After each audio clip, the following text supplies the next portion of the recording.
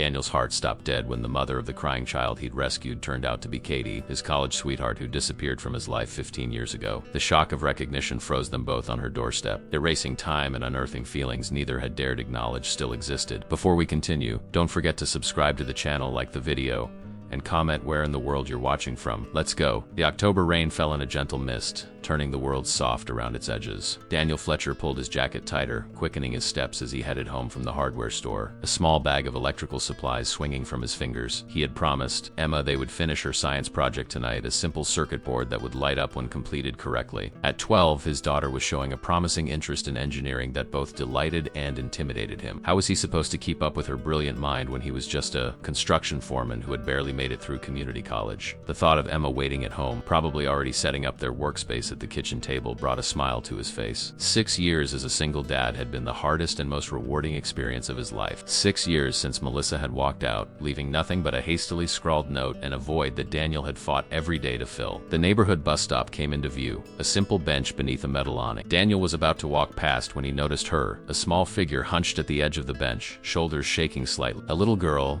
maybe 7 or 8 years old, her dark hair falling forward to hide her face. She wore a light blue coat that seemed too thin for the increasingly chilly weather, and her pink backpack sat beside her, decorated with unicorn stickers that were starting to peel at the edges. Daniel slowed his pace, glancing around for a parent or guardian. The street was empty except for a few parked cars. No one walking, no one waiting. Just a little girl, alone, as the afternoon light began its slow fade toward him. He approached carefully, not wanting to frighten her. "Hey there," he said softly, staying a respectful distance away. "Are you okay?" Quote. The girl's head snapped up, revealing tear-streaked cheeks and wide, startled eyes, deep brown and rimmed with long lashes. For a moment, something about those eyes seemed strangely familiar, but Daniel pushed the thought aside. "I miss my bus," she said, her voice small and trembling. "And my mom's phone keeps going to voicemail." Daniel nodded sympathetically. "That's tough. How long have you been waiting?" The girl glanced at a small pink watch on her wrist. "It's almost an hour, I think." "An hour." Daniel felt a surge of concern. The temperature was dropping and the rain was getting heavier. "Do you live far from here?" he asked. "3 blocks that way," pointed down Cedar Street. The blue house with the white fence. Daniel knew the neighborhood well. He lived just on the other side of the park. "Well," he said, "I could walk you home if you'd like. I'm Daniel. I live over on Maple Drive with my daughter Emma. She's a bit older than you." The girl hesitated, studying him with a caution that spoke of good parenting. "Don't trust strangers too easily." "My name is Lily," she finally said. "My mom says I'm not supposed to go anywhere with people I don't know." "Your mom is absolutely right," Daniel agreed, relieved that the girl had been taught proper caution. "How about this? We stay on the main sidewalk. You walk a little ahead of me, and when we get to your house, you go right in and I'll wait outside until someone comes to the door. That way you're not really going with me. I'm just making sure you get home safe." Lily considered this arrangement, her small brow furrowed in concentration. Finally, she nodded, gathering her backpack. "I guess that would be okay. Mom would probably be mad if I stayed out here in the rain much longer." They set off, Lily walking a few paces ahead as promised. Daniel kept a respectful distance, making occasional light conversation to ease the awkwardness. "So what grade are you in, Lily?" "Second," she replied, carefully stepping over a puddle. "I just started at Cedar Elementary last month." "Oh, you're new to the neighborhood?" Lily nodded. "We moved here from Chicago. Mom got a new job." "Well, welcome to Millfield," Daniel said. "It's a pretty good place to grow up. The schools are nice. I like my teacher, Ms. Peterson. She lets me help pass out the art supplies because I'm good at remembering everyone's names. That's a useful talent." Daniel smiled. There was something endearing about the little girl's serious demeanor. She reminded him a bit of Emma at that age, thoughtful and observant. They turned onto Cedar Street, and Lily pointed out her house halfway down the block. It was indeed blue with a white picket fence, though the paint was peeling in places and the small front yard needed attention. A few moving boxes were still visible through the front window, confirming her story about being new to town. "That's it," Lily said, hurrying now. "Maybe Mom's home and just didn't hear her phone." As they approached the gate, Daniel noticed there were no lights on inside the house, no car in the driveway. His concern deepened. "Is there anyone else who might be home? A dad or grandparent? Maybe a neighbor who watches you?" Lily shook her head. "It's just me and Mom. Dad lives in California." She hesitated, then added, "Sometimes Mrs. Wilson next door has the spare key, but she visits her sister on Tuesdays." Daniel checked his watch. It was after 5:30 now, growing darker by the minute. He couldn't just leave a 7-year-old alone outside her locked house. "Do you know where your mom works? Maybe we could call her office. She works at the big hospital. She's a doctor, but it's her first week, so sometimes she has to stay late." Pride mixed with worry in Lily's voice. The hospital was on the other side of town, at least a 20-minute drive in good traffic. If Lily's mother was stuck in an emergency or an extended shift, it could be hours before she made it home. "Okay, here's what we'll do," Daniel said, making a quick decision. "Why don't you come to my house for a little while? You can call your mom from there, have a snack, and stay warm until she can come get you. My daughter Emma will be there to, Lily bit her lip, clearly torn between stranger danger rules and the reality of being locked out in the cold rain. I could show you my ID, Daniel offered, pulling out his wallet, and you can call your mom right away when we get there. After examining his driver's license with adorable seriousness, Lily finally nodded. I guess that would be okay, but I need to leave Mom a note, so she doesn't worry if she comes home. Daniel found a scrap of paper and pen in his jacket pocket, and Lily carefully wrote, Mom, I missed the bus. I'm at Emma and Mr. Daniel Fletcher's house on Maple Drive. Please come get me. Love, Lily. She slipped the note through the mail slot, and they headed toward Daniel's home, this time walking side by side under the shelter of Daniel's jacket, held up against the rain. 10 minutes later, they arrived at Daniel's modest two-story house. The porch light was already on, and through the front window, he could see Emma at the kitchen table, textbooks spread around her. Dad! Emma called as they entered, before noticing the small figure beside him. Her eyebrows rose in question. Emma, this is Lily, Daniel explained. She missed her bus and couldn't get into her house. Lily, this is my daughter, Emma, Lily said shyly, dripping slightly onto the welcome mat. Emma, to Daniel's relief, immediately took charge in the way of competent 12-year-olds everywhere. You're soaking wet. Want to borrow some dry clothes while yours dry? I've got some old stuff that might fit you. While Emma took Lily upstairs to find dry clothes, Daniel called the hospital, University Medical Center. How may I direct your call? I'm trying to reach a doctor who recently started working there. I don't know her last name, but her daughter Lily is currently at my house. Lily missed her school bus and I found her waiting at the bus stop. I'm trying to let her mother know she's safe. There was a pause. One moment, please. After being transferred twice and explaining the situation again, Daniel finally got somewhere. That would be Dr. Catherine Chun. She's in surgery right now and can't be disturbed, the administrative assistant explained. I can take a message and make sure she gets it as soon as she's out. Please tell her that her daughter Lily is safe at Daniel Fletcher's house, and she can call me at this number or come pick her up whenever she's finished. He left his address and phone number, thanked the assistant, and hung up. When the girls came back downstairs, Lily was swimming in a pair of Emma's old sweatpants with the cuffs rolled up multiple times, and a faded t-shirt from the community pool's summer program. She looked less anxious now, especially when Emma immediately pulled out the household's prized collection of board games. I called your mom's work, Daniel told her. She's in surgery right now. That means she's helping someone who's sick, but they'll tell her where you are as soon as she's done. In the meantime, would you like something to eat? Lily nodded, suddenly looking very small and very young. Yes, please. Mom and I usually have dinner at 6. As Daniel made grilled cheese sandwiches and soup, he watched the girls from the kitchen. Emma had pulled out Candyland, a game she'd long outgrown but kept for nostalgic reasons, and was patiently explaining the rules to Lily, who seemed to be brightening by the minute. There was something about the little girl that tugged at Daniel's memory, something in the way she tilted her head when concentrating or the precise way she arranged her game pieces. It reminded him of someone, though he couldn't quite place who. They ate dinner at the kitchen table, the warm soup and melted cheese sandwiches bringing color back to Lily's cheeks. Daniel was surprised at how quickly Emma had taken to the younger girl. His daughter was usually reserved around strangers, preferring books to people most days, but something about Lily had sparked a protective, almost sisterly instinct in her. So you moved here from Chicago? Daniel asked, passing Lily a napkin. Lily nodded, carefully wiping her mouth before speaking, a sign of good manners. Mom says we needed a fresh start, and she got a really good job offer here. Being a doctor is pretty impressive, Emma commented. What kind of doctor is she? She fixes people's brains, Lily said proudly. She's a neurosurgeon, Daniel offered. Yeah, that's it. She has to go to school for like a million years, Daniel smiled. It does take a long time to become a neurosurgeon. Your mom must be very smart. She is, Lily agreed. But she says I'm smarter because I learned to read when I was 4.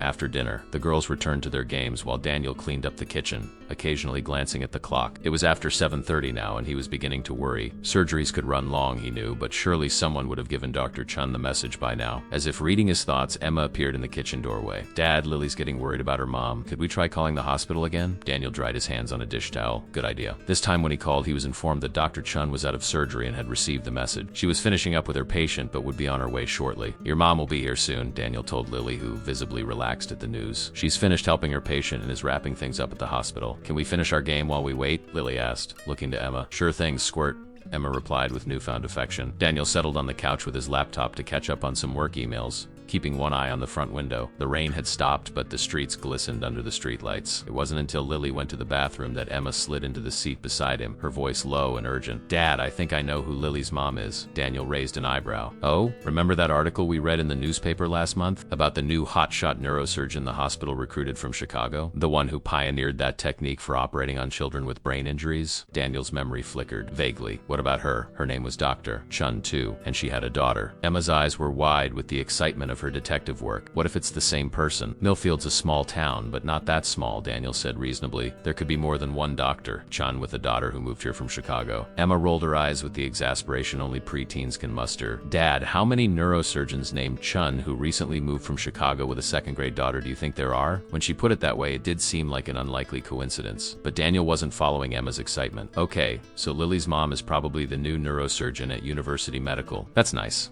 But why are you looking at me like you've discovered buried treasure? Emma leaned closer. Dad, look at Lily. Really look at her. Daniel glanced toward the hallway where Lily had disappeared. What about her? Her eyes, Dad. The shape of her face. The way she tilts her head when she's thinking.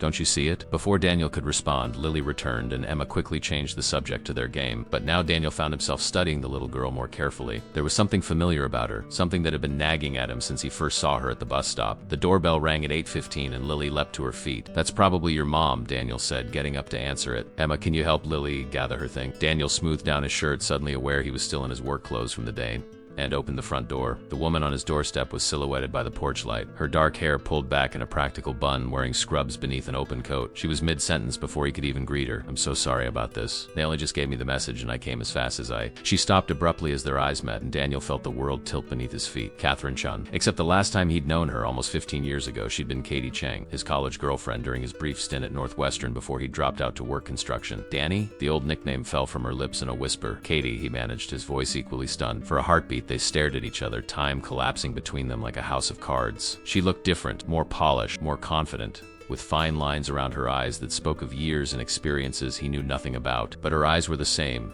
dark and intelligent, with the same slight asymmetry that had always made her expressions uniquely captivating. The eyes Lily had inherited. The realization hit him with physical force, and he gripped the doorframe for support. Behind him, he heard Emma's voice. Lily, I think your mom's here. Catherine Gatti's gaze shifted past him and her expression softened. Lily, sweetheart, I was so worried. Lily darted past Daniel and into her mother's arms. Mom, we played Candyland and Merc. Daniel made grilled cheese and Emma let me borrow her clothes because mine got wet in the rain. Catherine hugged her daughter tightly. That was very kind of them. I'm sorry I wasn't there when you got out of school.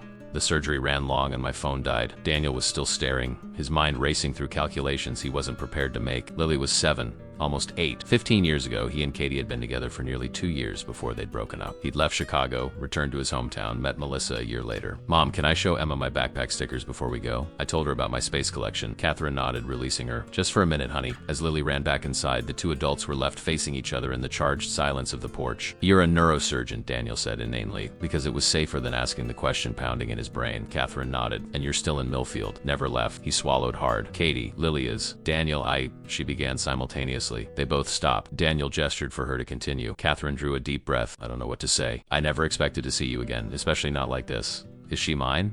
The question came out more bluntly than he'd intended, but there was no gentle way to ask. Catherine's eyes widened. Then she glanced over his shoulder to make sure the girls weren't within earshot. No, she said firmly. Lily isn't your daughter, Daniel. The relief and strangely disappointment that washed over him was dizzying, but she's 7, and we were together. I married Richard Chun a year after you left, Catherine said quietly. Lily is his daughter. He's in California now. We're ... separated. Daniel nodded slowly, processing this. I thought her eyes, something about her reminded me. She looks like my mother, Catherine said with a small smile. Everyone in my family has those eyes. The tension in Daniel's shoulders eased slightly. Right, of course, he ran a hand through his hair. It's just seeing you again after all this time. It's a lot to take in. For me too, Catherine admitted. When they told me Lily was at Daniel Fletcher's house, I thought it must be a coincidence. Fletcher isn't that uncommon a name. An awkward silence fell between them. 15 years of unspoken words filling the space. You never came back to school, Catherine finally said. It wasn't quite a question. Daniel shook his head. My dad got sick. I came home to help with the family business and then ... single quotes, he shrugged. Life happened. I met someone. Got married. We had Emma. And now? Divorced. 6 years. Emma's mom decided family life wasn't for her. He was surprised by the lack of bitterness in his voice. Time had dulled that particular pain. What about you and Richard? Catherine's expression tightened. He took a position at UCLA last year. I was supposed to follow, but then I got the offer here. It was too good to pass up. We tried long distance, but ... single quotes, she trailed off. We're figuring things out. Inside the house, they could hear the girls' voices, Lily's animated chatter and Emma's more measured responses. They seemed to have hit it off, Catherine observed. Emma's always wanted a sister, Daniel said without thinking, then winced at the implication. Catherine laughed softly, the sound achingly familiar. I know what you meant. The moment stretched between them, filled with the ghosts of their younger selves and the separate lives they'd built since. Thank you, Catherine said suddenly, for taking care of her, for bringing her home. I wouldn't have done anything else. Still, not everyone would have been so kind. She hesitated, then added, you have a lovely daughter. So do you. Daniel replied. The front door opened wider as Emma and Lily emerged. Lily now dressed in her own clothes, which Daniel must have put in the dryer at some point. Mom, Emma says they're going to the park on Saturday for a picnic, Lily announced. Can we go too, please? Catherine looked momentarily caught off guard by the invitation. Her eyes flickered to Daniel, who gave a small, almost imperceptible shrug that said, "Asterisk, it's up to you, asterisk. We'll see, sweetie," she answered diplomatically. "I might have to work on Saturday." "You work every day," Lily said, a note of complaint entering her voice. "And we don't know anybody here yet." The naked loneliness in the child's statement hung in the air. Daniel saw Catherine's expression soften, watched the internal calculation play out across her face, the weighing of professional responsibilities against her daughter's need. "I'll try to switch shifts," she finally said. "No promises, but I'll try." Lily's face brightened immediately. "Did you hear that, Emma? We might come to your picnic." Emma smiled, though Daniel noticed a curious look in her eyes as she glanced between him and Catherine. She was too perceptive for her own good sometimes. "It's at Lakeview Park at noon," she told Catherine. "By the big oak tree near the playground. I know where that is." Catherine nodded. "We drove past it when we were exploring the town." She placed a gentle hand on Lily's shoulder. "We should get going, sweetheart. It's past your bedtime and you still have school tomorrow." As Lily gathered her things and said her goodbyes to Emma, Daniel found himself standing awkwardly with Catherine in the entryway, searching for something appropriate to say. Small talk seemed absurd after their history, yet anything deeper felt too intimate for this unexpected reunion. "So, University Medical Center," he finally managed. "That's impressive. They only recruit the best." Catherine tucked a loose strand of hair behind her ear, a gesture so familiar it made his chest ache with déjà vu. The pediatric neurosurgery department needed expansion. It was good timing for ... a change. There was more to that story, Daniel could tell, but now wasn't the time to press. "Millfield's grown a lot since you left for college," he offered instead. "It still has that small town feel, but there's a decent art scene. Good schools ... single quotes. Quieter than Chicago. Safer." She hesitated, then added, "I thought it would be good for Lily.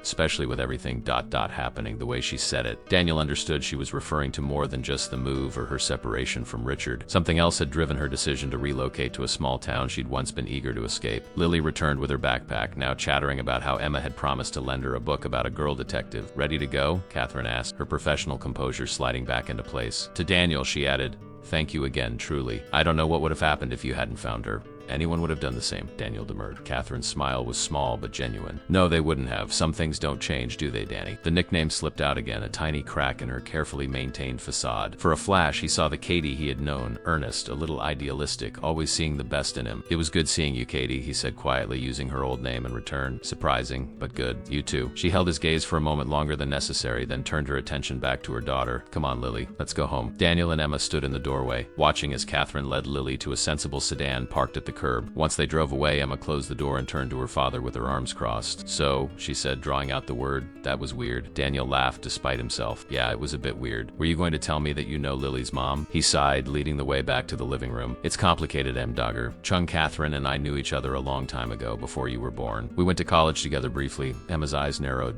"Were you like dating?" "We were," he admitted, seeing no point in hiding what Emma had clearly already deduced. "For almost 2 years. Back when I was at Northwestern. Before you dropped out," Emma said. It wasn't a question. She knew his history. Yes, before that. Daniel sat heavily on the couch, suddenly feeling every one of his 36 years. "I haven't seen her since." Emma settled beside him, legs tucked under her in the way that reminded him so much of her mother. "Did you love her?" The question, so direct and unexpected, made Daniel pause. "It was a long time ago, Em. That's not an answer." He smiled ruefully. "When did you get so smart?" "I've always been smart. You just weren't paying attention." Emma's tone was light, but there was a seriousness in her eyes that made her look older than 12, so... "Did you?" Daniel considered deflecting again, but found himself nodding instead. "Yes, I loved her. We had ... planned, but sometimes life takes unexpected turns. Like when Grandpa got sick and you had to come home? Like that." He agreed. "And then I met your mom and we had you, which was the best turn my life could have taken." Emma absorbed this, then circled back with the persistence that made her such a good student. "What happened with you and Dr. Chun? Did you break up because you left school?" Daniel ran a hand through his hair. "It's complicated, Emma. We were young and we wanted different things. She was pre-med, headed for a brilliant career. I was trying to figure out who I was." "You never figured out what you wanted to be when you grew up," Emma observed without judgment. "No, I guess I didn't. Construction paid the bills and I was good at it. And then life just ... happened." Emma was quiet for a moment, processing. "Is Lily your daughter?" The question nearly knocked the wind out of him. "What? No. Why would you think that?" "Dad, I can do math. You and Dr. Chun were together 15 years ago and Lily is 7 or 8 ... single quotes." "No," Daniel said firmly. "Lily is not my daughter, Doctor. Chun married someone else after we broke up. His name is Richard Chun. That's where Lily gets her last name." "Oh." Emma looked simultaneously relieved and disappointed. That would have been wild, though, finding out I had a secret sister. Daniel couldn't help but laugh. Life is complicated enough without surprise siblings, don't you think? Emma shrugged. I don't know. It gets lonely sometimes, being an only child. The simple admission caught Daniel off guard. Emma rarely complained about their family situation. Never said that before. Well, I'm saying it now. She stood up, gathering the game pieces they'd left scattered on the coffee table. So, are we still going to the park on Saturday? Of course, why wouldn't we?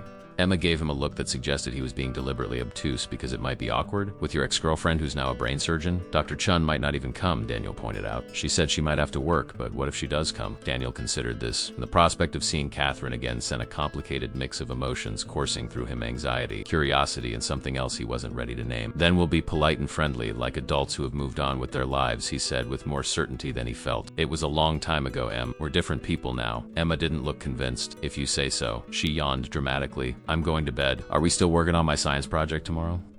Absolutely, Daniel promised, grateful for the change of sub. I got all the supplies we need. After Emma went upstairs, Daniel sat alone in the quiet house, his mind replaying the evening's unexpected turn of events. He thought of Dr. Catherine Chun, now standing on his doorstep, the years falling away between them. He thought of the way she'd looked at him with recognition and surprise and something else he couldn't quite identify. He pulled out his phone and found himself typing her name into the search bar. The University Medical Center website had a page dedicated to their new star hire. * Catherine Chun, MD, PhD, leading pediatric neurosurgeon, joins University Medical from Chicago Children's Hospital. Dr. Chun pioneered a revolutionary technique for treating traumatic brain injuries in children. .. The professional headshot showed a woman who looked nothing like the Katie he'd known: polished, confident, with a serene smile that revealed nothing of the passionate, sometimes impulsive girl he'd fallen in love with at 19. Yet her eyes were the same, and something in them made his heart contract painfully. He closed the browser and set his phone aside, reminding himself that they were practically strangers now. The Katie he'd known had become this accomplished woman who'd built a life without him, as he had without her. Whatever they'd once meant to each other was ancient history. Saturday was just a community picnic. If she came, they'd exchange pleasantries like the mature adults they were, and that would be the end of it. No need to overthink a simple coincidence that had brought them momentarily back into each other's orbits. Yet as he went through the motions of locking up for the night and preparing for bed, Daniel couldn't shake the feeling that life had just taken another unexpected turn, and he wasn't sure where this one might lead. The next few days passed in their normal routine. Daniel went to work at the construction company he now managed. Emma attended school and her various after-school activities.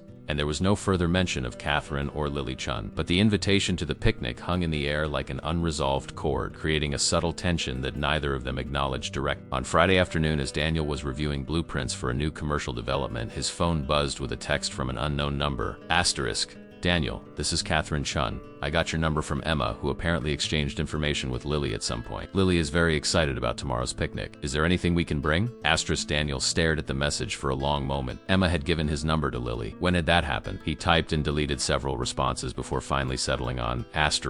Good to hear from you. No need to bring anything, just yourselves. Starts at noon, but come whenever works for your schedule. * Catherine's reply came a few minutes later. * Thanks. Lily is looking forward to seeing Emma again. I managed to get my shift covered. We'll be there. .. Daniel set his phone down, trying to ignore the slight acceleration of his pulse. It was just a text message. A simple, practical exchange between two adults whose children had become friends. Nothing more. He turned his attention back to the blueprints, but the lines and measurements refused to hold his focus. His mind kept circling back to Catherine, to the glimpse he'd caught of the girl he'd once known, inside the accomplished woman who'd stood on his porch. That evening, as Daniel helped Emma prepare a pasta dinner, Friday night was their traditional cooking night, he casually mentioned the text exchange. So, you gave Lily my number? Emma looked up from the salad she was tossing. Yeah, she asked for it. That okay? Of course, Daniel said. I'm just surprised you had it memorized. Dad, I've had your number memorized since I was 9, Emma said with mild exasperation. You made me learn it for emergencies, remember? Daniel smiled. Right. Smart. So, are they coming tomorrow? Emma asked a little too innocently. They are, Daniel confirmed, stirring the sauce. Dr. Chun got her shift covered. Emma nodded, seemingly absorbed in perfecting the salad's vinaigrette. That's cool. You like Lily, huh? She's sweet, Emma said with a small shrug. And she's having a hard time with the move and everything. I thought it would be nice for her to know more people. Daniel felt a surge of pride at his daughter's compassion. For all the challenges of single parenthood, moments like this reassured him that he must be doing something right. That's thoughtful of you, Em. Plus, Emma added with a sly glance. She has all these cool stories about Chicago. Did you know she got to go backstage at a Taylor Swift concert once? Her mom operated on the daughter of one of the sound engineers or something? Daniel laughed. The perks of having a famous brain surgeon for a mother. Were you surprised? Emma asked suddenly. When you saw her again? Daniel didn't pretend to misunderstand. Very. We haven't seen each other since I left Northwestern. That's a long time. Do you think she was surprised to see you two? I'd say so, Daniel nodded, remembering Catherine's stunned expression. Neither of us expected this. Emma was quiet for a moment, methodically arranging cherry tomatoes. Was it weird that you both ended up in the same town again after all these years? Coincidences happen, Daniel said, trying to sound casual. Your grandfather's illness brought me back here, and Dr. Chun got a good job offer. That's all. Maybe, Emma said, her tone suggesting she had her own theories. Or maybe it's like in those movies where people are meant to find each other again. Daniel raised an eyebrow. Have you been watching those cheesy romantic comedies with Aunt Jess again? Emma grinned unrepentantly. They're not cheesy, they're classics. And sometimes life imitates art. Well, this isn't a movie, kiddo. It's just stalking ... life being unpredictable. If you say so, Emma said with a knowing look that made her seem far older than 12. Dinner's ready. Saturday morning dawned clear and mild, perfect weather for the community picnic. The event had been a fixture in Millfield for decades. Originally started as an end of summer gathering, but gradually shifting to early fall as climate change extended the warm season. Local families brought potluck dishes, the parks department set up volleyball nets and organized games, and it was generally a relaxed, pleasant day for the whole town. Daniel and Emma arrived early to claim their usual spot under the sprawling oak tree. They spread their blanket on the grass and set out the cooler with drinks and the container of Emma's famous chocolate chip cookies, a recipe they'd perfected together over countless Saturday mornings. Should I set out extra plates? Emma asked casually as they arranged their picnic supplies. Daniel gave her a pointed look. For Dr. Chun and Lily? I'm sure they'll bring their own. Just asking, Emma said, but set out 4 plates anyway. By noon, the park was filling with familiar faces. Daniel chatted with neighbors and co-workers, keeping one eye on the parking lot. Not that he was watching for Catherine and Lily specifically, he was just being a good host, making sure all invited guests found their way. Mr. Fletcher. The excited call came from across the lawn. Lily was running toward them, her dark hair bouncing in pigtails, wearing a bright yellow sundress. Behind her, walking at a more measured pace, was Catherine. Daniel's breath caught. She looked different outside the context of his doorway, away from the surprise of their initial reunion. She was wearing jeans and a simple white blouse, her hair loose around her shoulders instead of in the practical bun she'd worn after her hospital shift. Without the scrubs and lab coat, she looked more like the Katie he remembered, though still with that new confidence, that assuredness that came from years of achievement and self-discovery. We found you, Lily announced breathlessly as she reached their blanket. Mom said the park might be too crowded, but I saw Emma right away. Emma smiled, accepting Lily's enthusiastic hug. I'm glad you guys came. We've got plenty of space on our blanket. Catherine approached more slowly, carrying a canvas tote bag. I hope we're not intruding, she said, her eyes meeting Daniel's with a mixture of warmth and uncertainty. Not at all, Daniel said, standing to greet her. Emma's been looking forward to seeing Lily again. We brought cupcakes, Lily announced. Mom stayed up late making them after she got home from the hospital. Catherine looked slightly embarrassed. Store-bought would have been fine, but I promised Lily would bring something homemade. It's kind of a tradition. You still bake? Daniel asked, remembering late nights in Catherine's tiny college apartment. Flour everywhere as she stress-baked during finals week. She smiled, a genuine smile that reached her eyes. Some habits never die, though these days it's usually just birthday cakes and the occasional stress-baking session. Well, they look delicious, Daniel said as she set down the container of perfectly frosted cupcake. Much better than anything I could manage. Dad burns toast, Emma informed Lily matter-of-factly. It's his special talent. Daniel protested good-naturedly. I've improved. I haven't set off the smoke detector in at least a month, Catherine laughed, and the sound loosened something in Daniel's chest. It was her real laugh, not the polite, reserved chuckle she'd used on his porch, but the full-throated, unguarded laugh he remembered from their college days. Some things really don't change, she said, her eyes crinkling. Remember that time you tried to make me breakfast in bed for our anniversary and nearly burned down your apartment? The fire extinguisher was overkill, Daniel defended himself, falling easily into the old banter. It was just a little smoke. The fire department didn't think so, Catherine reminded him, her smile widening. You guys are embarrassing, Emma stage whispered to Lily, who giggled in response. Daniel realized with a start that he was smiling to really smiling, not the polite, reserved smile he wore for coworkers and acquaintances. Something about Catherine's presence had unlocked a part of himself he'd forgotten existed. As they settled on the blanket, the initial awkwardness gave way to a surprisingly comfortable rhythm. The girls chattered about school and books and their shared interest in space exploration, while Daniel and Catherine found themselves slipping into conversation that moved effortlessly between the present and careful references to their shared past. So you took over your dad's construction business? Catherine asked, accepting the lemonade Daniel offered. He nodded. After he got sick, I came home to help temporarily, but then ... his whole quote shrug. I was good at it. When he couldn't run things anymore, it just made sense for me to step in. Fletcher Construction is like the biggest company in town now, Emma added proudly. Dad designed the new library and everything. Catherine looked impressed. You're designing buildings now? You always were good at spatial reasoning. I work with professional architects, Daniel clarified modestly. But yes, I've picked up some design skills along the way. He's being humble, Emma informed Catherine. Dad's designs won awards. There's a plaque and everything. Daniel felt his cheeks warm under Catherine's appraising gaze. It's just a local recognition. Nothing compared to pioneering brain surgery techniques. Catherine waved this away. Different fields, different measures of success. What matters is that you've found something you're good at and that fulfills you. Her words struck him as both generous and perceptive. The Katie he'd known had always been able to see him more clearly than he saw himself. What about you? He asked. Was neurosurgery always the plan? Not exactly, she admitted. I thought I wanted to be a general surgeon, but during my rotation in neurosurgery, I just found my place, especially with pediatric cases. There's something about being able to help children when they're at their most vulnerable that feels like exactly what I meant. Daniel found himself leaning forward, genuinely interested. That's amazing, Catherine, sorry, Katie is fine, she said quietly.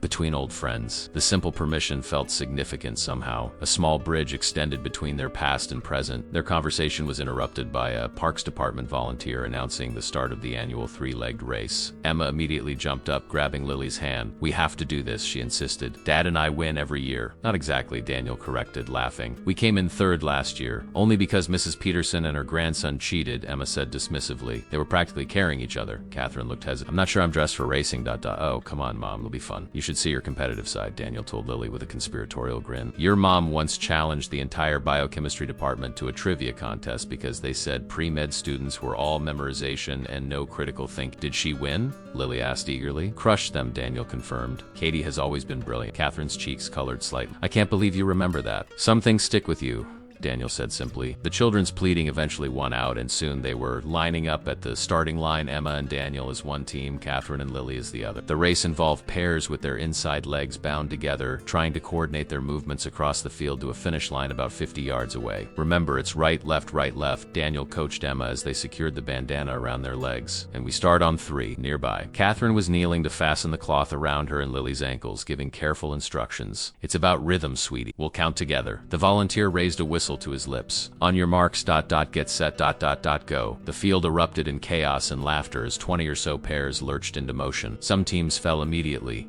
collapsing into giggling heaps on the grass. Others managed a few stumbling steps before losing coordination. Daniel and Emma moved with practiced precision, years of experience giving them a smooth, rocking gait. 1, 2, 1, 2, Daniel counted under his breath as they pulled ahead of most competitors. To his surprise, Catherine and Lily were keeping pace just behind them. Catherine's face was set in concentration. Her doctor's precision and Lily's natural athleticism making them a formidable team. They're gaining on us, Emma hissed, increasing their tempo. The finish line approached and the two teams were neck and neck. In the final stretch, Catherine and Lily found an extra burst of speed, edging ahead just as they crossed the line. We won! Lily shrieked, jumping up and down with their legs still bound together, causing Catherine to hop awkwardly to maintain balance. You guys were amazing, Daniel conceded, high-fiving Lily while Emma pretended to pout. Our dynasty is over, Emma sighed dramatically. Dethroned by newcomers, Catherine was flushed with exertion and triumph, her hair slightly wild from the race. In that moment, with her guard completely down, she looked so much like the Katie he'd known in college that Daniel felt a physical ache of recognition. Not bad for a brain surgeon, he teased as they untied their legs. Hand-eye coordination is rather important in my line of work, she shot back with a grin. Steady hands under pressure. They returned to their picnic blanket, all 4 of them pleasantly tired from the race. The afternoon stretched lazily before them, filled with easy conversation and shared laughter. Daniel couldn't remember the last time he'd felt so comfortable, so present in the moment. Dad, can I show Lily the treehouse? Emma asked after they'd finished eating. The treehouse? Catherine looked curious. It's at our house, Daniel explained. I built it when Emma was 8. Nothing fancy, but it's sturdy. It has a trapdoor and a pulley system for snacks, Emma added proudly. Please, Mom, Lily begged. Emma says there's a telescope up there too. Catherine hesitated. It's a bit far to walk, isn't it? We can drive, Daniel offered. It's only a few blocks. The suggestion hung in the air,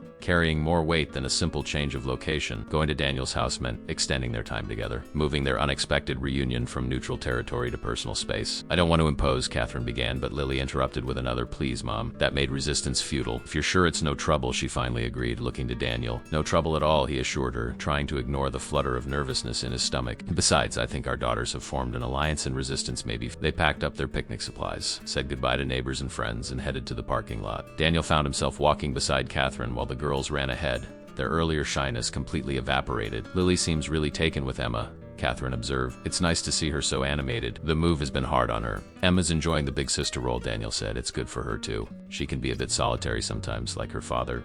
Daniel smiled ruefully. Maybe so. For what it's worth, Catherine said after a moment, you seem to have done an amazing job with her. She's thoughtful and confident and kind. That's a reflection of her upbringing. The compliment warmed him. Tried my best. Single parenting isn't always easy, but Emma makes it worth it. I know exactly what you mean, Kath. Some days I feel like I'm barely keeping it all together, especially with the hospital schedule, but then Lily will do something remarkable. And I think, okay, maybe I'm not completely failing at this. You're definitely not failing, Daniel assured her. Lily is great, bright, and polite, and obviously adores you. They reached their cars, and after a brief discussion, it was decided that Catherine and Lily would follow Daniel and Emma to the house. The drive was short, but it gave Daniel just enough time to mentally prepare for showing Catherine his home. Their home, his and Emma's. It wasn't fancy, a modest 2-story with a wraparound porch and a quiet neighborhood, but he was proud of it. He'd done most of the renovations himself over the years, turning the once neglected property into a warm, inviting space. As they pulled into the driveway, he caught Catherine's expression as she parked behind him, a mixture of curiosity and something that might have been nostalgia. Nice place, she commented as they got out of their cars. It suits you. Thanks, Daniel said. It was a bit of a fixer-upper when I bought it, but that's kind of my thing. Dad spent like 2 years rebuilding the porch, Emma informed Lily and Catherine. He says houses are like people. Sometimes they just need someone to see their potential. Catherine's eyes met Daniel's over the girls' heads, and he felt a jolt of connection. He had said those exact words to her once, years ago, about a ramshackle cottage they'd discovered during a weekend road trip. They'd stood on its sagging porch, dreaming out loud about someday fixing up a place of their own. Come on. I'll show you the treehouse. Emma was already leading Lily around the side of the house toward the massive oak that dominated the backyard. Daniel and Catherine followed more slowly, the weight of shared memories making the air between them feel charged. I should warn you, Daniel said, the treehouse is pretty impressive. Emma's design, my execution. It might ruin other treehouses for Lily forever. I'll prepare her for the disappointment of all future arboreal dwellings, Catherine promised with a smile. The backyard was Daniel's pride and joy, with its carefully tended garden, the stone patio he'd built himself, and the impressive treehouse nestled in the branches of the ancient oak. It wasn't just a simple platform, it was a true architectural feat. Quote, with windows, a shingled roof, and the promised pulley system for hauling up supplies. Wow, Catherine breathed. You weren't kidding. That's not a tree house, that's a tree mansion. Emma keeps asking for plumbing, but I draw the line somewhere, Joe. They watched as the girls climbed the sturdy ladder, Emma leading the way and showing Lily how to use the trapdoor. How is Richard handling the move? Daniel asked suddenly, surprising himself with the directness of the question. With Lily, I mean. It must be difficult being so far from her. Catherine's expression tightened almost imperceptibly. It's complicated, she said after a moment. Richard is ... very focused on his career right now. The UCLA position was a big opportunity for him. Daniel nodded, understanding the diplomatic phrasing. And the neurosurgery position here was a big opportunity for you. Yes, Catherine agreed, still watching the girls. It was. Daniel sensed there was more to the story, but he didn't push. Instead, he gestured toward the stone patio. Would you like to sit? I could make coffee or tea. Tea would be nice, thank you. While Daniel went inside to put the kettle on, Catherine wandered around the backyard, taking in the details of the space he had created. The garden beds were meticulously maintained, with late summer vegetables still producing and autumn flowers beginning to bloom. A small koi pond gurgled peacefully near a meditation bench. It was a thoughtful, intentional space. Not what she would have expected from the somewhat directionless boy she'd known in college. When Daniel returned with 2 steaming mugs, Catherine was examining a wooden wind chime hanging from a nearby maple tree. Did you make this? She asked, fingering the smooth, hand-carved pieces. Daniel nodded. It's a hobby. Woodworking helps me think. It's beautiful, she said sincerely. You always were good with your hands. He handed her a mug. Earl Grey, splash of milk, no sugar. I hope your preferences haven't changed. Catherine looked surprised. You remembered. Some things stick, he said again, echoing his earlier words. They settled into the comfortable patio chairs, the afternoon sun filtering through the trees, casting dappled shadows across the yard. Above them, they could hear the girls' excited voices as they explored the treehouse. So, Daniel said after they'd both taken a few sips of tea, Millfield General. That's quite a step down from Chicago Children's Hospital, isn't it? Catherine looked at him over the rim of her mug. University Medical Center, she corrected mildly. It's not a step down. It's different, but they're building a state-of-the-art pediatric neurosurgery department. I have the chance to shape something from the ground up. Still, Daniel pressed gently. For someone with your credentials, there must have been bigger offers. Catherine was quiet for a moment, considering how much to share. There were, she finally admitted. Johns Hopkins, Cleveland Clinic. But I needed ... single quotes. She trailed off, searching for the right words. Fresh start? Daniel supplied, remembering Lily's words from their first meeting. Catherine nodded, her gaze drifting to the treehouse where her daughter's laughter rang out. Things with Richard had been difficult for a while, she said quietly. His career always came first. Always. When the UCLA position came up, he took it without even discussing it with me. Just assumed Lily and I would follow. Daniel remained silent, giving her space to continue if she wanted. I tried, she went on. I interviewed at several hospitals in Los Angeles. But then the offer came from University Medical, and it was exactly what I'd been looking for professionally. And I started to wonder why I was the one expected to compromise. Why my career was automatically secondary. So you chose yourself, Daniel observed without judgment. I chose both of us, Catherine corrected, glancing up at the treehouse. Lily deserved more than a mother who was always resentful, always feeling like she'd given up too much. And she deserved more than a father who was only intermittently interested in being a parent. The bitterness in her voice was subtle but unmistakable. Richard objected. Catherine laughed, but there was no humor in it. That's putting it mildly. He accused me of sabotaging his career, of using Lily as a pawn. He didn't even come to help us move, said he was too busy with a research project. Daniel frowned. That must have been hard on Lily. She's used to his absences. Catherine sighed. That's the saddest part. She barely reacted when I told her Daddy wouldn't be helping with the move, just nodded and asked if we could get a dog in our new house since he's allergic. Did you get a dog? The unexpected question made Catherine smile genuinely. Not yet, but I promised we'd look into it once we're more settled. Daniel nodded toward the oak tree. The yard here is perfect for dogs. Emma's been asking for years. But with my work schedule, single quotes, he shrugged. I've never felt it would be fair to the animal. Single parent guilt, Catherine acknowledged. I know it well. Always feeling like you're not quite doing enough, being enough. Exactly, Daniel said, relieved that she understood. Sometimes I wonder if Emma would be better off with two parents, even if her mother and I couldn't make it work. From what I've seen, you're doing an amazing job, Catherine said sincerely. Emma is thriving. So is Lily. Daniel returned the compliment. She's bright and confident and clearly adores you. They fell into a comfortable silence, sipping their tea and listening to the distant chatter of their daughters. I never expected to end up here, Catherine finally said. And Daniel wasn't sure if she meant Millfield specifically or this moment in her life more generally. Me neither, he agreed. Life has a way of taking unexpected turns. Catherine's expression turned contemplative. Do you ever wonder about the road not taken? The choices that would have led to a completely different life? The question hung between them, laden with implications neither was quite ready to voice. Daniel knew exactly which choice she was referring to, his decision to leave Northwestern, to leave her, to return to Millfield, and the responsibilities waiting for him here. Sometimes, he admitted, but then I look at Emma, and I can't regret the path that brought her into my life. Catherine nodded in understanding. I feel the same about Lily, but it doesn't stop me from wondering, What if? Before Daniel could respond, a delighted shriek came from the treehouse, followed by Emma's voice calling down to them. Dad, Dr. Chun, come see what we found. Catherine raised an eyebrow. Shall we investigate? They set their mugs aside and crossed to the base of the tree. Daniel went up the ladder first, with Catherine following. The treehouse was surprisingly spacious inside, with built-in benches, shelves filled with books and nature specimens, and a small table in the center. The windows provided a panoramic view of the yard and neighboring houses. Look what Emma found in her treasure box, Lily exclaimed, holding up a small object. It's a fossil. Emma beamed proudly. Dad and I found it at Stony Creek last summer. It's a trilobite, about 500 million years old. That's incredible, Catherine said, carefully taking the stone to examine. I used to collect fossils as a girl. My father would take me to the quarry outside Chicago. Really?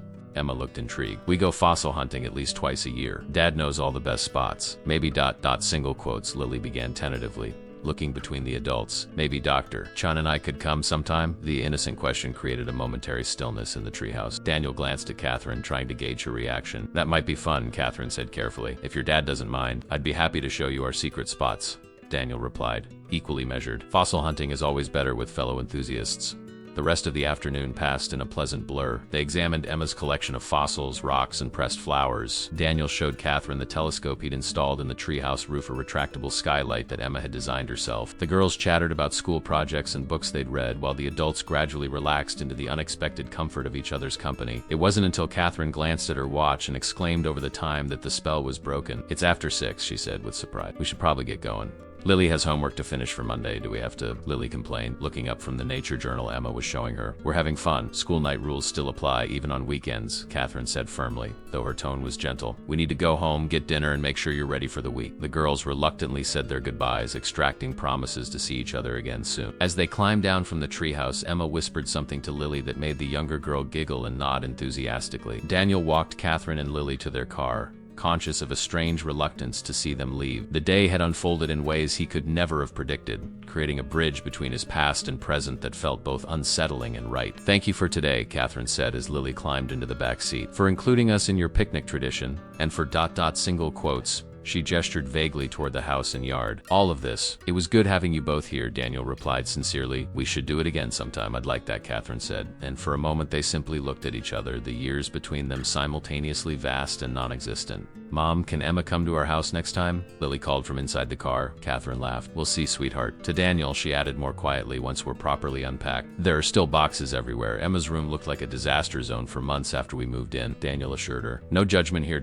Single quotes. Catherine smiled, then hesitated before adding, I'll be at the hospital most of next week. Double shifts to make up for taking today off, but maybe the weekend after. That sounds great, Daniel said, surprised by how much he was looking forward to it already. Just let me know what works for your schedule. With a final wave, Catherine got into her car and Daniel watched as they drove away, Lily's small hand waving enthusiastically out the window until they turned the corner. Emma appeared at his side, slipping her hand into his. That was nice, she said simply. It was, Daniel agreed, giving her hand a squeeze. It was really nice. The next week passed in a blur of routine. Daniel threw himself into work overseeing a new commercial development project that demanded long hours and constant problem solving. Emma had school and her science club meetings, and their evenings were filled with homework, dinner preparations, and occasional movie nights. But Catherine was never far from Daniel's thoughts. He found himself remembering small details from their day together, the way she still tilted her head slightly when considering a question, the musical quality of her laugh, the careful attention she gave to both girls. And beneath those observations ran a current of memories from their shared past. Study sessions that turned into deep conversations that lasted until dawn, weekend road trips with no destination, the way she'd always known exactly what to say when he doubted himself. On Thursday evening, as Daniel was helping Emma with her science project, his phone buzzed with a text. * long surgery today, but wanted to check if Saturday afternoon would work for you and Emma to come over.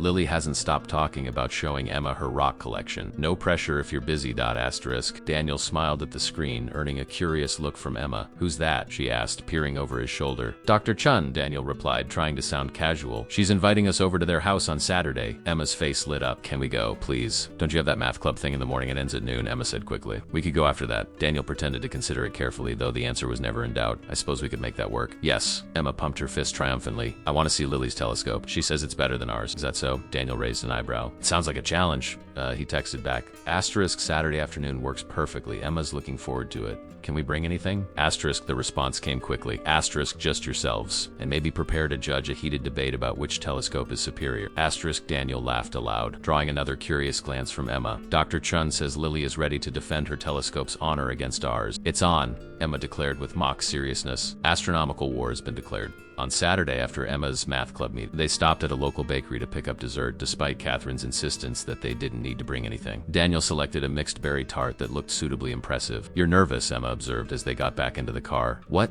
No, I'm not, Daniel protested automatically. Emma gave him a look of pure skepticism. Dad, you changed your shirt 3 times this morning. I spilled coffee on the first one, Daniel defended himself. And the second one had a stain I didn't notice until later. Unhung, Emma said, clearly unconvinced. And you also trimmed your beard and used the fancy aftershave Aunt Jess got you for Christmas. Daniel felt his ears reddening. It's polite to look presentable when you're visiting someone's home. Emma just smiled knowingly and turned her attention to the dessert in her lap. The tart looks good. Dr. Chun will like it. Catherine and Lily's house was indeed the blue one with the white picket fence that Lily had pointed out on their first meeting. In daylight, Daniel could see that it was a charming craftsman-style home, probably built in the 1920s with good bones but in need of some TLC. The paint was peeling in places. The porch steps sagged slightly and the yard showed signs of neglect from previous owners. This place has great potential, he commented as they walked up the cracked concrete path to the front door. Is that contractor speak for needs work? Emma asked with a grin. Maybe, Daniel admitted, but it's a solid house. Good structure, just needs some love. Lily flung open the door before they could knock, practically bouncing with excitement.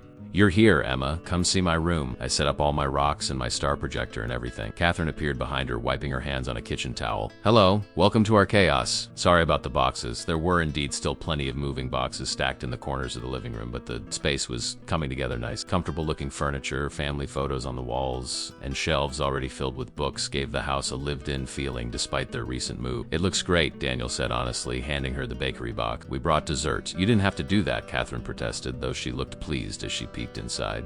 But I'm glad you did. It looks delicious. The girls disappeared upstairs, leaving the adults alone in the entryway. There was a moment of slight awkwardness. This was different from the neutral territory of the park or even Daniel's home. This was Catherine's space, filled with her life, her choices, her journey without him. Would you like a tour? She offered. It's not much, but we're making it home. I'd love one, Daniel said sincerely. Catherine led him through the house, pointing out the original hardwood floors hidden under old carpet they planned to remove, the built-in bookshelves in the dining room, and the surprisingly spacious kitchen with its outdated but functional appliances. The previous owners didn't do much updating, she explained as they examined the vintage tile, but that's okay. I'd rather do it right than live with someone else's quick fixes. Smart approach, Daniel agreed. These old houses have so much character. It would be a shame to lose that with generic renovations. Exactly, Catherine said, looking pleased that he understood. Although I have to admit, my DIY skills are pretty limited. Changing light bulbs is about my speed.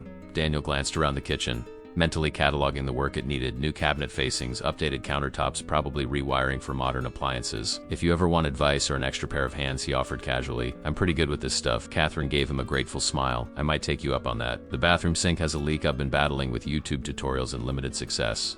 Easy fix, Daniel assured her. Probably just needs a new washer or sealant. Their tour continued to the backyard, which was smaller than Daniel's, but had its own charm: a magnificent Japanese maple tree, a small patio area, plenty of room for the garden Catherine mentioned wanting to start next spring. It's not much compared to your backyard paradise, she said with a self-deprecating smile. It's got great bones, Daniel said, using his favorite contractor phrase. You could do a lot with this space. Catherine looked at him with amusement. You can't help yourself, can you? Always seeing the potential. Occupational hazard, he admitted with a smile. They were interrupted by the thundering of footsteps as the girls raced downstairs and out the back door. Mom? Dad, we need to measure the yard, Emma announced, waving a tape measure she'd apparently brought with her. For what? Daniel asked, bewildered. For the observatory, obviously, Lily explained with the patience of someone dealing with a particularly slow student. Observatory? Catherine echoed. Just a small one, Emma clarified, as if that explained everything. We'll need to calculate the optimal position for star viewing away from the streetlights. Catherine and Daniel exchanged bemused looks. An observatory, Catherine repeated slowly. Just a small one, Lily insisted. Emma says her dad can build anything, and you said we could maybe get a better telescope for my birthday. So we thought, I think what Lily means, Emma interrupted smoothly, is that we'd like to create a stargazing spot. Maybe a platform? Nothing fancy. Daniel bit back a smile. His daughter was definitely backpedaling from what had clearly been a much more ambitious plan hatched upstairs. A platform might be doable, he said, carefully, not committing entirely. But we'd need to draw up proper plans, consider sightlines, stability, bo. We already started the plans, Lily exclaimed, running back into the house and returning moments later with a sheet of paper covered in colorful drawing. See? We'll have a rotating dome and everything. Catherine took the paper, studying the enthusiastic but wildly impractical design with admirable seriousness. This is very creative, sweetie, but I think we might need to start with something simpler, like a raised platform with railing, Daniel suggested gently. Something sturdy that would give you a better view of the night sky. The girls looked at each other, having one of those silent conversations that children somehow manage despite having just met. Would it have a trap door? Lily asked finally. And a pulley system? Emma added. Daniel looked to Catherine, who shrugged as if to say, asterisk your call, asterisk. Both possible, he conceded. But let's start with some realistic drawings first, okay? This seemed to satisfy them, and they ran off to continue their measuring. Tape measures stretched between them like an umbilical cord connecting two conspirators. I hope you know what you've just committed to, Catherine said, watching them with amusement. Lily doesn't let go of ideas easily. Neither does Emma, Daniel sighed. But honestly, a raised platform isn't that complicated. It could be a fun project. Catherine's expression softened. You'd really do that? Build something in our yard? Of course, Daniel said without hesitation. Why not? It's just ... single quotes. Catherine paused, seeming to choose her words carefully. Richard wasn't really the type to ... get involved in projects like that. His idea of DIY was calling a contract. Daniel tried to keep his expression neutral, but something must have shown because Catherine quickly added, that came out wrong. He worked hard. He just didn't have time for ... this sort of thing. Some people don't, Daniel said diplomatically. Though privately he wondered what kind of man wouldn't make time to build something for his child if he had the skills. But I enjoy it. It's relaxing for me, actually. Well, if you really mean it, I'm sure Lily would be thrilled, Catherine said. And I'd be grateful. My attempt at building a bookshelf last month nearly ended in disaster. Daniel laughed. Now there's a story I need to hear. They headed back inside, where Catherine put on a pot of coffee and began preparing lunch. A simple but delicious-looking spread of sandwiches, fruit, and homemade pasta salad. As they worked side by side in the kitchen, Catherine told him about the bookshelf debacle, which had apparently involved a YouTube tutorial, several trips to the hardware store, and a structure so wobbly she'd ultimately used it for lightweight scarves rather than actual books. In my defense, she said, laughing at herself. Brain surgery doesn't prepare you for understanding the mysterious ways of Allen Wrench's different skill sets, Daniel agreed, helping her arrange plates. I wouldn't know the first thing about removing a brain tumor. Fair point, Catherine conceded. Though sometimes I think basic home repairs would be more useful in daily life than knowing how to perform a craniotomy. Daniel smiled. I've always thought it's interesting how we specialize as adults. As kids, we're expected to learn a bit of everything: math, science, literature, art. Then we narrow and narrow until we're experts in one tiny slice of human knowledge and clueless about so much else. Catherine looked at him with surprise. That's a really good observation. I've never thought about it that way. The moment was interrupted by the girls bounding back in, demanding to know when lunch would be ready and if they could eat in Lily's room. Nice try, Catherine said firmly. We eat at the table like civilized humans. But Mom, Lily Wynn, we're in the middle of important calculations, which will still be there after lunch, Catherine replied, unmoved. Now, please wash your hands. Once they were seated around the dining room table, still surrounded by half-unpacked boxes, the conversation flowed easily. The girls discussed their stargazing platform plans in great detail, while Daniel and Catherine exchanged amused glances over their heads. I've been meaning to ask, Daniel said during a brief lull. How are you settling into the hospital? Everything you hoped? Catherine's face lit up. It's actually been amazing. The pediatric unit needed updating, but the administration is fully committed to making it state-of-the-art.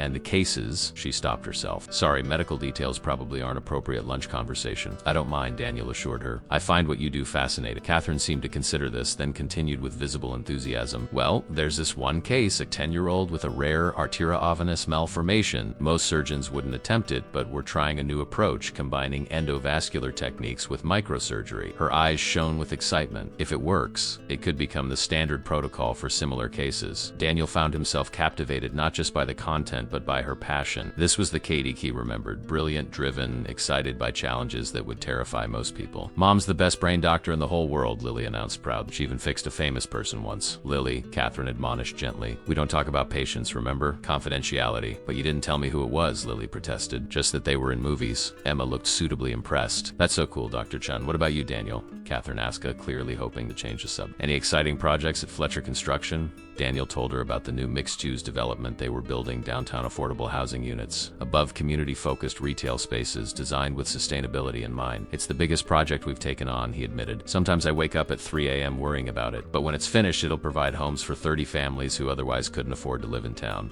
plus spaces for local businesses that are being priced out of the main commercial district. That's really important work, Catherine said sincerely. Creating homes, building community. It's not saving lives, Daniel said with a self-deprecating shrug. Different kinds of impact, Catherine countered. We need both. After lunch, the girls disappeared upstairs again, leaving Daniel and Catherine to clean up. As they worked together in the kitchen, Daniel noticed a slight drip from the faucet Catherine had mentioned earlier. Mind if I take a look at that sink, he offered. Be my guest, Catherine said gratefully. The YouTube tutorials have failed me. Daniel examined the pipes beneath the sink, quickly identifying the problem. It's just the gasket, he explained. Easy fix. Do you have any tools?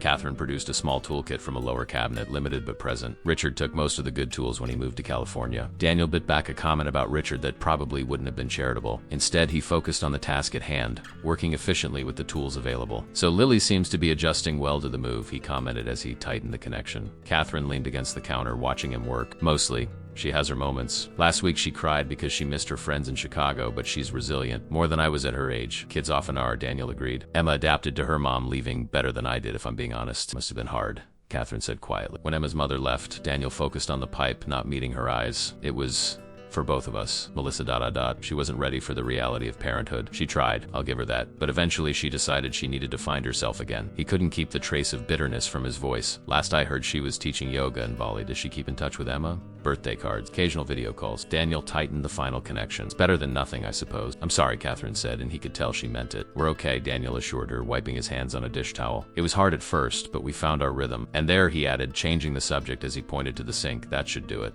No more leak. Catherine tested the faucet, smiling when no water dripped from the pipe. You're a miracle worker. What do I owe you? How about a cup of coffee? Daniel suggested. And maybe we can check out the rest of your home improvement to-do list while we're at it. They settled at the kitchen table with fresh coffee, and Catherine produced a notepad with an alarmingly long list of house projects, from simple fixes like replacing light fixtures to more complex undertakings like refinishing the hardwood floors. I had no idea what I was getting into, she confessed. The inspection mentioned some deferred maintenance, but that turns out to be real estate agent code for everything is broken. Daniel chuckled. Welcome to homeownership, but honestly, nothing on this list looks catastrophic. It's all doable. For someone with skills, Catherine pointed out. For me, it's daunting. Daniel studied her expression, a mixture of determination and genuine concern. I could help, he offered carefully. Not with everything, but the priority of items at least. We could set up a schedule, tackle one project at a time. Catherine hesitated. Daniel, that's incredibly generous, but I can't ask you to. You're not asking. I'm offering, he interjected gently. Besides, The girls seemed determined to build this stargazing platform. I'll be here anyway. Still, Catherine said, I'd want to compensate you somehow. Daniel considered this. How about a trade? I'm useless at helping Emma with biology homework. She's getting into anatomy and physiology now, and it's beyond my construction worker brain. Maybe you could tutor her occasionally? Catherine's face brightened. That I can definitely do. Emma's so bright I'd enjoy working with her. Then it's settled, Daniel said, feeling unreasonably pleased. Home repairs for science tutoring. A perfectly balanced transaction. From upstairs came a burst of laughter, followed by what sounded suspiciously like jumping on furniture. Should we check on the future astronomers? Catherine suggested with a raised eyebrow. They found the girls in Lily's bedroom, where they had constructed an elaborate fort out of blankets, chairs, and what appeared to be most of Lily's wardrobe. We're designing the observatory dome, Em explained, poking her head out from a gap in the blankets. I see, Daniel said, maintaining a serious expression with effort. Very scientific. We've calculated the optimal dimensions, Lily added, equally solemn, and the best placement for maximum star visibility. Well, quote, don't let us interrupt your important work, Catherine said, biting back a smile. But maybe keep the jumping to a minimum? The ceiling below would appreciate it. After extracting promises of reduced jumping, they left the girls to their planning and returned downstairs. They're getting along so well, Catherine observed. It's nice to see. Lily hasn't had many chances to make friends here yet. Emma too, Daniel agreed. She tends to be reserved with new people. But something about Lily just clicked. They spent the next hour examining the house's most pressing issues. A wobbly banister, a sticking door, a temperamental light switch. Daniel made notes, creating a prioritized list of repairs and the materials needed. Most of these are weekend projects, he explained. Nothing too complex. I can't tell you how much this means to me, Catherine said sincerely. Moving here, buying this house, it was a leap of faith. Sometimes I wake up wondering if I've made a terrible mistake. Daniel looked at her thoughtfully. Having second thoughts about Millfield? Not about Millfield specifically, she clarified. More about doing this alone. Taking on a job, a move, a house that needs work, single parenting, sometimes it feels overwhelming. I understand that, Daniel said quietly. After Melissa left, there were days I wasn't sure I could handle it all. The business was expanding. Emma was still adjusting to her mom being gone, It was a lot. How did you manage? Daniel smiled. One day at a time, and I had helped my sister Jess, friends who stepped up. You don't have to do everything alone, Katie. The use of her old nickname hung in the air between intimate and familiar. Catherine's eyes met his, and for a moment Daniel felt the years fall away. They were just Danny and Katie again, figuring things out together. The moment was broken by the ping of Catherine's phone. She glanced at the screen, her expression immediately shifting to professional concern. Everything okay? Daniel asked. One of my patients, she explained. A post-operative complication. I need to go in. On a Saturday? Catherine gave him a wry smile. Brain injuries don't respect weekends, unfortunately. She ran a hand through her hair, already mentally shifting into doctor mode. I'm so sorry to cut this short. No apologies needed, Daniel assured her. Do what you need to do. Catherine headed upstairs to break the news to Lily, while Daniel began gathering their thing. When they returned, Lily's disappointment was evident in her slumped shoulders and downturned mouth. Mom has to go save someone's life, she said to Emma, the pride in her voice only partially masking her disappointment. That's pretty important, Emma acknowledged maturely. We can finish our plans another time. You know, Daniel said, struck by a sudden inspiration, there's no reason you two can't continue your project today. Lily, would you like to come over to our house while your mom is at the hospital? If it's okay with her, of course, he added quickly, looking to Catherine. Catherine's relief was visible. That would actually be amazing. Are you sure it's not an imposition? Not at all, Daniel assured her. The girls can keep working on their observatory plans, and I promise to help Emma with her science project anyway. It makes perfect sense. Please, Mom, Lily begged. We were just getting to the good part. Well, if Fletcher is sure, single quotes. Catherine looked at Daniel with gratitude. Thank you. I don't know how long I'll be. These cases can be unpredictable. Take whatever time you need, Daniel said. We've got this covered. 20 minutes later, Catherine had changed into more professional attire and was heading out the door with a briefcase of medical files. Be good for Mitch Fletcher, she reminded Lily, giving her a quick hug. I'll call to check in later. Don't worry about us, Daniel assured her. Focus on your patient. With a final grateful smile, Catherine was gone, and Daniel found himself unexpectedly in charge of both girls for the afternoon. They returned to his house, where the promised science project building a working model of the solar system with a motorized orbit mechanism occupied them for several hours. Lily proved to be as helpful as she was enthusiastic, carefully painting the small styrofoam planets while Emma worked on the mechanical components. Daniel supervised, impressed by their focus and collaboration. When the project was complete, he took them out for pizza to celebrate, and then home for a movie night. Catherine called around 7 to check in, sounding tired but relieved. The surgery went well, she told Daniel. We got ahead of the bleeding before it caused any permanent damage. Thank you again for taking Lily. How's everything going? Great, Daniel assured her, watching the girls sprawled on the living room floor with a board game between them. Science project successfully completed, pizza consumed, and now there's an intense Monopoly battle happening. I'm so grateful, Catherine said warmly. I should be done in about an hour. Is it too late to pick her up then? Not at all, Daniel said. We're all having fun. When he hung up, Emma gave him a knowing look. Dr. Chun sounds nice on the phone. She is nice, Daniel agreed neutrally. You like her?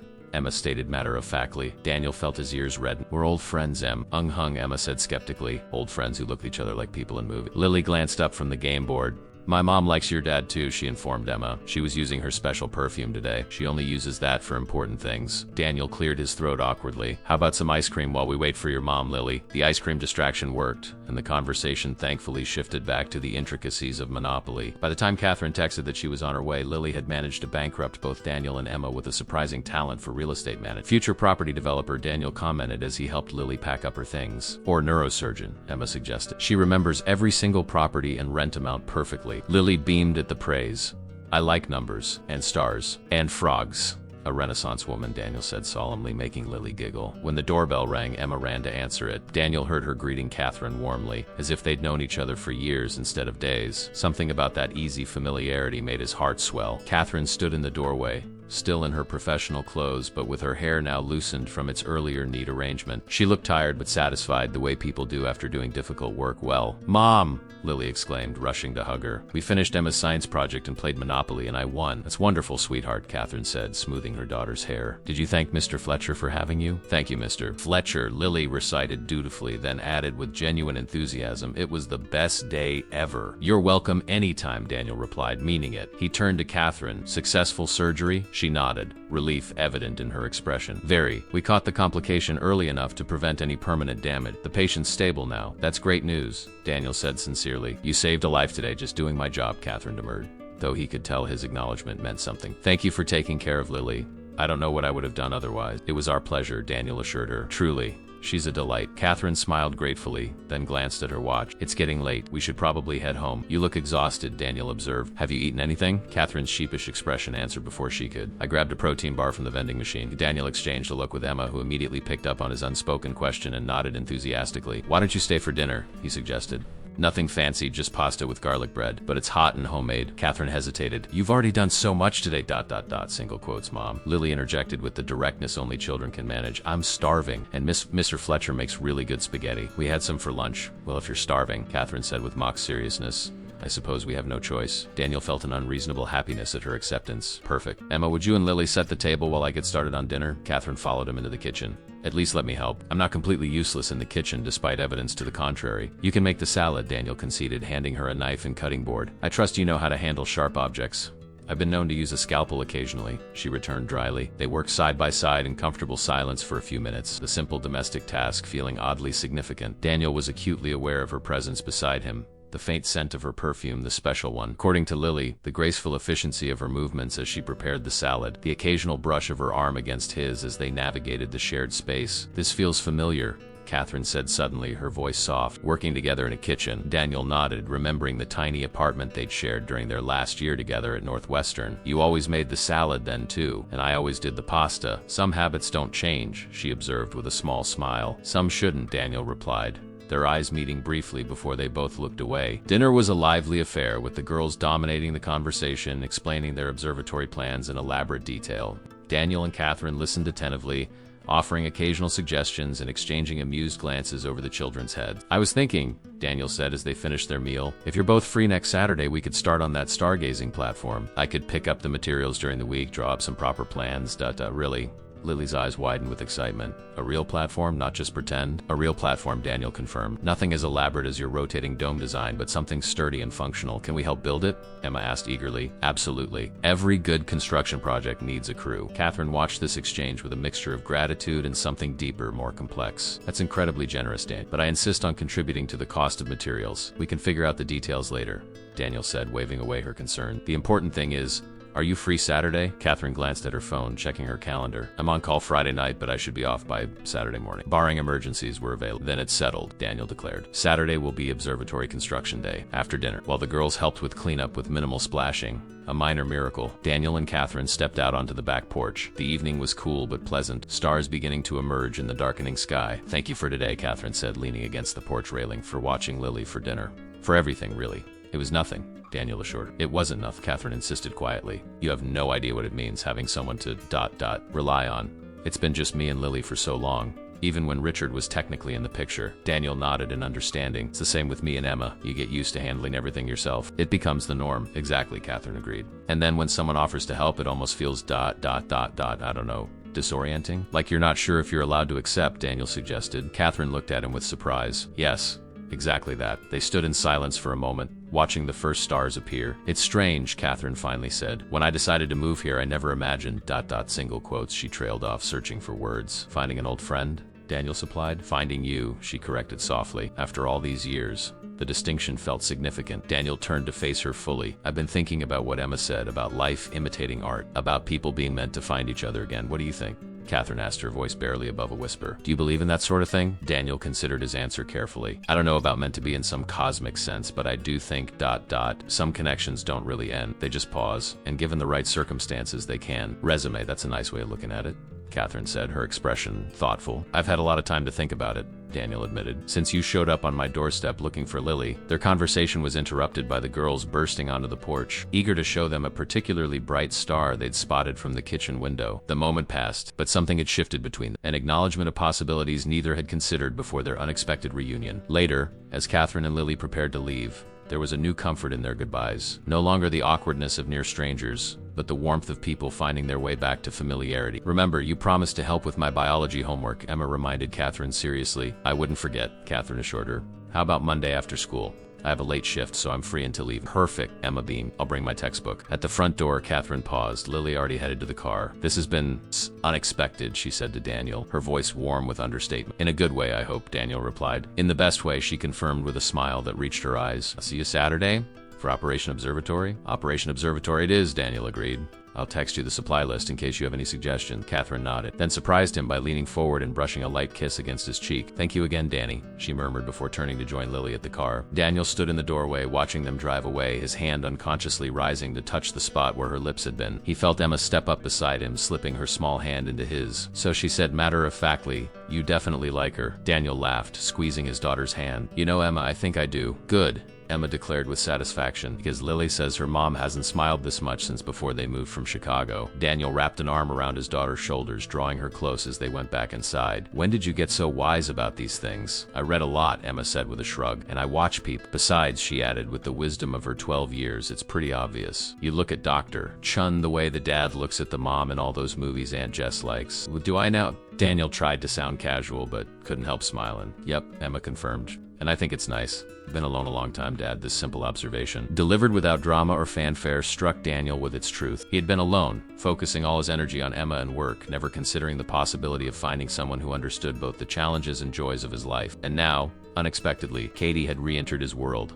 No longer the college girlfriend of his youth, but a woman whose life had followed a path both parallel and distinct from his own. A woman who understood responsibility and sacrifice, who had built a life around caring for others just as he had. As he helped Emma get ready for bed later that night, Daniel found himself looking forward to Saturday with an anticipation he hadn't felt in years. Not just for the project itself, but for the chance to build something new, something that might become a foundation for more than just a stargazing platform. Sometimes, he reflected, the most unexpected turns in life's road led exactly where you needed to go, even if you didn't recognize the destination until you arrived. And sometimes, if you were very lucky, you found someone to travel that road with you, someone who had been heading in your direction all along.